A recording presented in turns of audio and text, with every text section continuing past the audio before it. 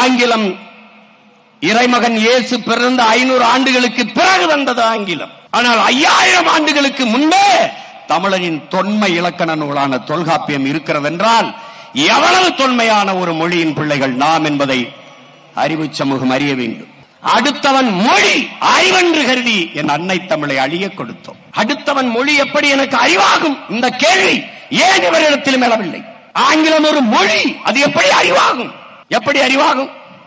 கேரள கவிஞன் ஆற்றூர் ரவிவர்மா சொல்கிறார், உலகத்திலே ஆகச் சிறந்த இலக்கியங்களை தன் தாய்மொழியிலே படிக்கிற வாய்ப்பு பெற்றவர்கள் கிரேக்கர்கள், சீனர்கள்.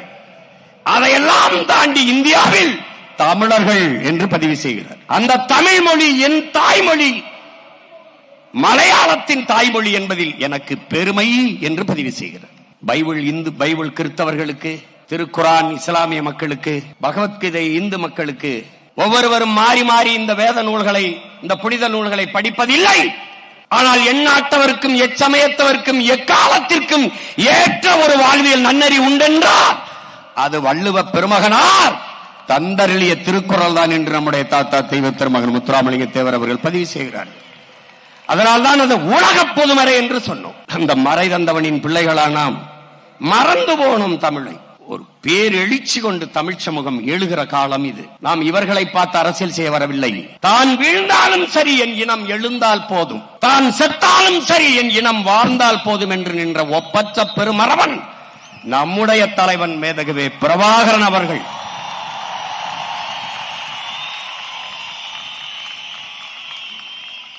அவன் மொழியே கீதை, அவன் வழியே பாதை என்ற முடிவோடு களத்திலே வந்தோம்.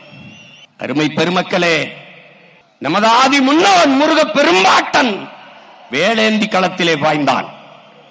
அவன் பின்னவன் அரசனுக்கு அரசன் அருண்மொழி சோழன் வாழேந்தி களத்திலே பாய்ந்தான்.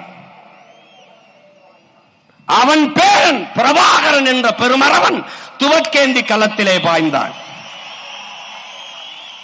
அவன் பிள்ளைகள் சீமானும் அவன் உடன் பிறந்தார்களும் அறிவாயுதம் ஏந்தி அரசியல் களத்திலே பாய்கிறோம்.